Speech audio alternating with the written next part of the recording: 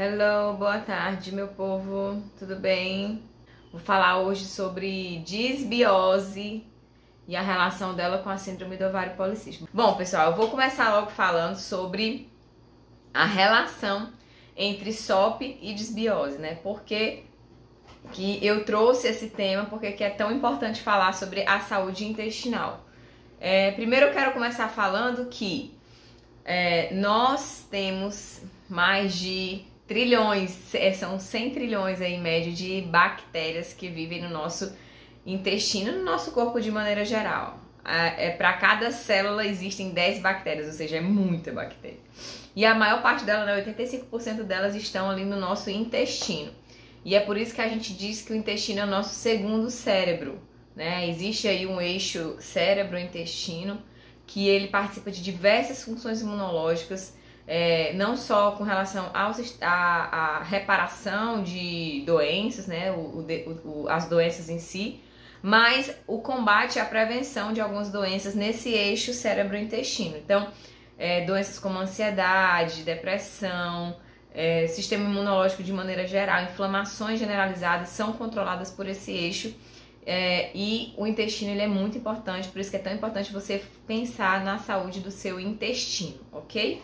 As bactérias, gente, elas têm essa, às vezes até essa má fama de pensar que a bactéria é ruim, né? Um micro-organismo maléfico, não é interessante ter dentro da gente, porém, os micro-organismos que vivem na gente, eles fazem parte de inúmeras funções, né? Ali eles produzem vitaminas, ácidos graxos, eles estão sempre ali fazendo com que todo o nosso metabolismo endócrino, metabólico funcione. Então, essas bactérias permitem, né, que o nosso organismo funcione de forma plena. Então, ele transforma aí alguns, por exemplo, a celulose das plantas. A gente não consegue digerir, mas as bactérias vão lá e fermentam, e essa fermentação faz com que traga saúde para o nosso intestino e essas bactérias consigam manter o nosso corpo mais nutrido, né? O que acontece? Então, o que é a disbiose? A disbiose é quando há uma alteração na qualidade ou nos tipos de populações, na quantidade de população que existem de bactérias. Existem alguns filos de bactérias muito conhecidos, né, que são os bifidobactérios e os lactobacilos. A gente até tem um muito conhecido aí, né, que há muitos anos já está no comércio, que a gente diz que tem lactobacilos vivos, né? Não sei se vocês conhecem.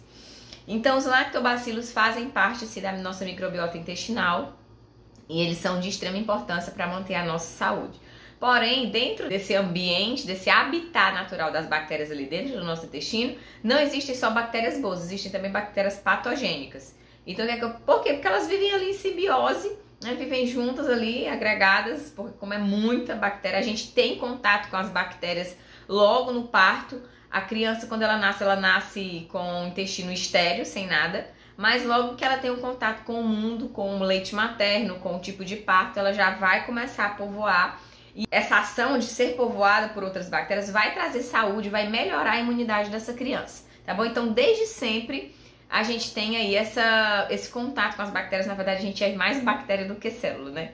Então, qual é a relação, íntima relação, da disbiose, né? Esse desequilíbrio na quantidade de bactérias, na qualidade das bactérias que moram dentro da gente? Qual é a relação dessa situação da disbiose, que é uma situação difícil de lidar, tá, gente? Porque ela apresenta sinais e sintomas que mais na frente eu vou comentar com vocês. Qual a relação dessa disbiose com a SOP? Bom, os últimos estudos têm mostrado que mulheres com SOP têm uma maior permeabilidade intestinal. O que é permeabilidade intestinal? É como se as células do intestino elas estivessem mais afastadinhas e passassem substâncias que não são substâncias benéficas, né? Além de passar coisa boa, também passa coisa ruim. Então é como se fosse uma peneira e essa peneira tivesse furada, tá? Então imagine que o intestino não tá bem povoado, não tá bem reguladinho, não tem as bactérias quantidades certas, a pessoa faz muito uso de alimentos ultraprocessados, fritura, fast food, e todo esse tecido do intestino está inflamado, e as células que era para estar assim juntinhas, elas estão mais afastadas. E na verdade as células intestinais elas têm essa configuração mesmo, assim, parecem É como se fosse ondinhas, só que ondinhas bem compridas. E aí isso faz uma camada de proteção dentro do intestino. Quando você come e se alimenta muito mal, o que acontece? Essas células se afastam e passa bactérias que não deveriam passar, trazendo uma maior inflamação.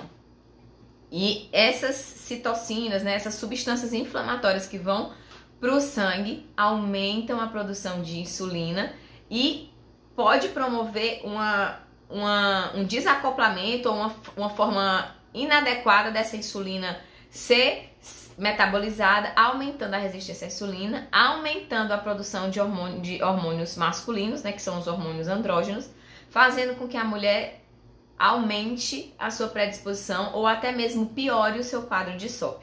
Então existe uma relação íntima, os últimos estudos, não existe uma fisiopatologia totalmente definida, né, sobre o que provoca a SOP, mas o que se sabe é que a disbiose ela está intimamente relacionada com a síndrome dos ovários policísticos.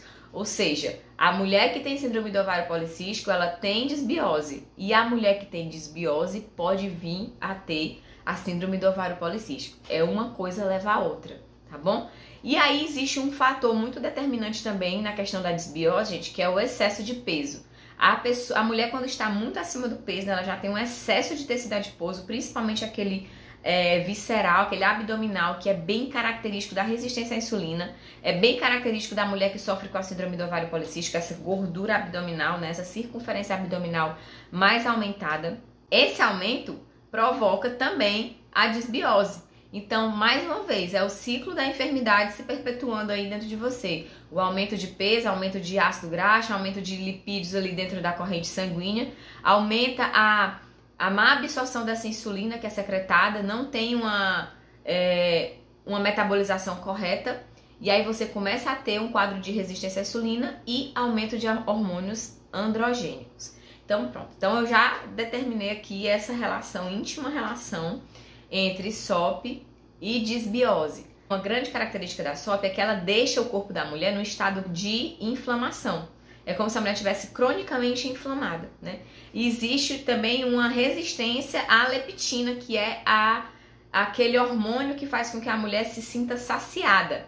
Então, o excesso de tecido adiposo, apesar da leptina ser produzida por esse órgão que é o tecido adiposo, né? Esse órgão endócrino, que ele não é só gordura, é um órgão endócrino. Então, essa leptina faz com que a mulher sinta mais fome. E aí, gente, mais uma vez eu falo da história do ciclo. Uma coisa ruim sempre puxa outra coisa ruim, que puxa outra coisa ruim, que te deixa mais doente. Então, como é uma síndrome que envolve diversos fatores, é necessário uma mudança de vida, uma mudança de mentalidade para que você entenda qual é o tratamento mais assertivo para você, para que você procure realmente se conhecer, conhecer o que é bom para você. E por isso que eu trouxe para vocês agora 2 grupos alimentares muito importantes que fazem totalmente parte do controle da disbiose. Antes de eu começar a falar dos alimentos, eu quero falar alguns sinais clínicos, né? Que a gente pode começar a desconfiar ali dentro do consultório que aquela paciente já está com disbiose, né? A paciente chegou com a queixa, olha, eu acho que eu tenho SOP, eu tô com essas queixas e tal, e ela começa a falar e a gente começa a desconfiar que aquela paciente já está em disbiose também, ou o intestino dela não tá legal. E aí a gente precisa, sim, intervir de uma forma bem estratégica. Então, quais são os sinais que a gente sempre pergunta? Se a pessoa tem náusea ou vômito sem muita causa aparente, ou aumento de gases, ou estufamento abdominal, ou dor abdominal, ou também ela pode alterar entre diarreico ou constipante, uma pessoa que passa um período constipada, depois tem diarreia. Então, são situações que a gente, às vezes, não existe um motivo aparente e ela tem aquele sintoma de forma recorrente. Fadiga, depressão, ansiedade, mudanças de humor. Uma coisa muito interessante que acontece na mulher é a candidíase de repetição. Por quê? Porque ela baixa a imunidade dela, aquelas bactérias gram-negativas que não era para estar na corrente sanguínea, que por conta dessa permeabilidade da membrana lá do intestino, né, que passaram, elas vão começar a deixar a mulher com a imunidade mais baixa. E essa baixa da imunidade faz com que a mulher tenha candidíase 1 vez, 2 vezes, 3 vezes no ano. Não é normal, gente. Não vai viver só de antifúngico, empurrando antifúngico em você, se você não sabe a causa dessa candidíase. A gente sabe que é um tema que às vezes ainda é tabu, né? As pessoas falarem de candidíase, todo mundo tem a Candida albicans, que é a bactéria. O que acontece é que quando a nossa imunidade cai, a candidíase ela se revela como patologia, como enfermidade, né? Então, é um dos sinais clínicos quando a gente pergunta, e aí, tem candidíase? É repetitivo? E aí todos esses aspectos faz a gente pensar assim no disbiose. Outra questão é dermatite. A pessoa não tem nem nada, não tem alergia, não tem nada. E de repente aparece umas coceirinhas na mão, né? Então é muito importante o manejo do profissional nesse momento. Muitas vezes é necessário a gente fazer uso de probióticos, né? A gente alimenta, manipular. Existem as espécies mais comuns, né? Como o bifidobactério, lactobacillus. E existem as subespécies. Então a gente acaba fazendo um composto ali e manipula. Então é muito importante que você entenda que pode ser sim que você já esteja com disbiose, ou pode ser que a sua disbiose piore a sua SOP. Então uma está diretamente relacionada com outra. E esses sintomas, eles não necessariamente têm motivo, tá bom? E é por isso que a gente desconfia tanto que a mulher está com disbiose por conta desses sinais, tá bom? Como eu já falei, existem dois principais alimentos que você precisa introduzir, grupos de alimentos que você precisa introduzir na sua alimentação, que são os probióticos, né? E são os pré-bióticos. Parece ser muito parecido, mas eles têm função completamente diferente. Os probióticos são micro-organismos vivos, né? As bactérias que vão trazer benefício à sua saúde. Então, a gente faz ali algum composto fermentado, gera as bactérias e aquelas bactérias você vai consumir e vai ser muito benéfico para você. Então, por exemplo, o iogurte natural, de preferência feito em casa, que você vai lá, pega um fermento lácteo, faz e fermenta para você. Porque como eu tinha falado das outras vezes, o leite e derivado, eles não são interessantes para mulher com síndrome do ovário policístico, tá bom, gente? Porque como ela já está nesse estado de inflamação, o leite não é interessante para essa mulher. Porém, algumas conseguem sim se adaptar muito bem ao iogurte. Mas existem outros alimentos, como o kefir, kombucha, pães de fermentação natural, o chucrute. O chucrute, eu não sei se vocês conhecem, mas é um fermentado do repolho. Pega o repolhinho pequeno, bota dentro de acho que é vinagre de balsâmico, e ele começa a fermentar. E aquela fermentação é fonte de micro-organismos benéficos. Tem também Rejuvelac. Rejuvelac é um probiótico natural, super fácil de fazer. Você pega uma semente, pode ser de trigo, né, a semente, o grão de trigo, pode ser centeio e cevada. Aí você coloca de molho na água, espera 24 horas. Kombucha eu preciso do Scooby lá, né, da plaquinha. Então, o Rejuvelac também é uma fonte de bactérias benéficas para você. Só que todos essa kombucha, kefir, Rejuvelac, gente, você tem que fazer com muito critério, com muito cuidado de limpeza, né? Para que você não contamine com bactérias que não são benéficas. Então, por isso que muitas vezes é mais fácil para o profissional sugerir um probiótico, tá bom? Mas leites fermentados também são interessantes, bons leites fermentados, tá, gente? Pães de fermentação natural também, tá bom? Então, esses alimentos são alimentos que vão ter micro-organismos lá dentro, e esses micro-organismos vão repovoar a sua microbiota intestinal. Tem aquele bem famoso, né? Que o comércio vende muito, que possui lactobacilos vivos. Vocês sabem qual é, né, gente? No começo ele era muito bom, gente, realmente, porque ele tinha ali quando o descobridor, né, eu vou dizer, do Yakult. Ele descobriu o Yakult e percebeu que as crianças estavam tendo muita dor de barriga e tal. Quando ele sugeriu e introduziu para aquelas crianças, a saúde delas mudou. Então, hoje em dia, infelizmente, tem muito mais açúcar do que lactobacilo. Então, não é interessante você fazer o uso disso como uma fonte segura, tá bom? Porque é mais açúcar do que o lactobacilo em si. Então, existem alguns produtos alimentícios que são acrescidos de lactobacilos e é interessante, talvez, aí você chegar a consumir, porém, com aquele cuidado, com aquela cautela de sempre ler os rótulos, né? Ver quais são os ingredientes que estão ali dentro. Não façam disso a base da sua alimentação. A base da alimentação tem que ser, sim, alimentos naturais, alimentos in natura e minimamente processados. Os pré-bióticos, né? Que é o outro grupo de alimento, não são bactérias em si.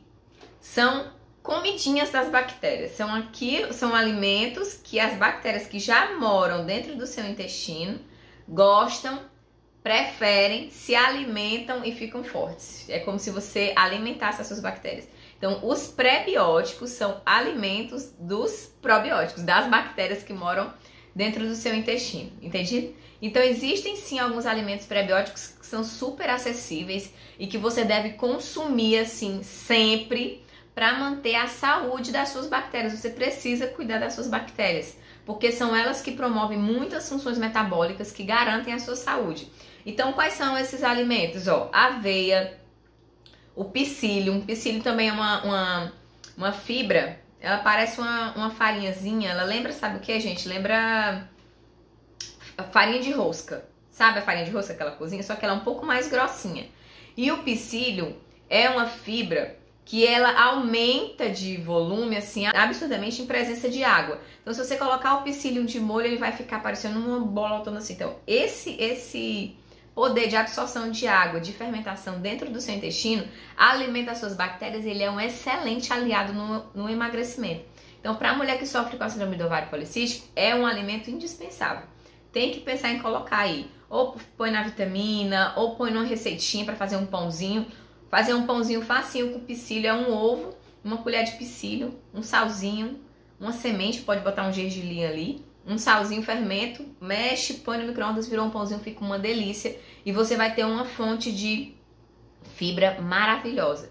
E o prebiótico, ele é uma fibra. Muitas vezes os prebióticos são fibras, né? Alimentos ricos em fibras vão alimentar as suas bactérias. Lembra que eu falei no começo que a gente não digere algumas fibras, principalmente as fibras insolúveis, mas as nossas bactérias gostam muito delas. E as solúveis, como a aveia e o psyllium, também são muito importantes para alimentar as nossas bactérias. Raiz de chicória, alcachofra, alho, cebola, alho poró, aspargos, biomassa de banana verde. Eu não sei se você conhece, mas a biomassa de banana verde é um excelente prebiótico, gente, porque ela é rica no amido resistente e esse amido resistente é um excelente alimento para suas bactérias. Então, nunca fez um brigadeiro de biomassa de banana verde? Testa fazer, que é muito legal, fica muito saboroso. Como ela tá muito verde, você tem que cozinhar essa biomassa, ela praticamente tem um sabor super neutro.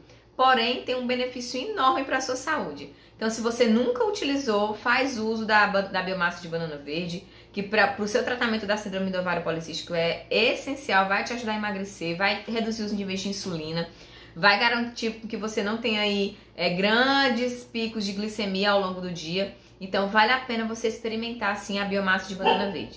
E a banana também. A banana também ela é fonte de uma fibra chamada inulina.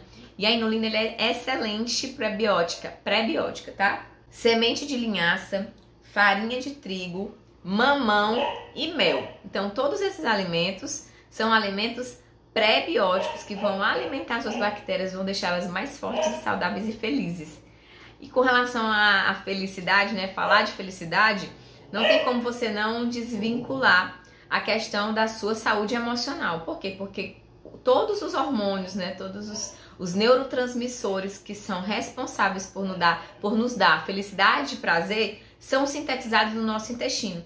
Então, você não pode, de maneira alguma, no seu tratamento, negligenciar a saúde do seu intestino. Você precisa, sim, cuidar para que todas essas questões secundárias, né? Que é o aumento do peso, que é o aumento de acne, queda de cabelo, tudo isso, gente, é controlado a partir de um controle na sua glicemia. E todos esses alimentos que eu já citei aqui devem estar incluídos na sua alimentação, para que o seu tratamento seja efetivo e eficaz.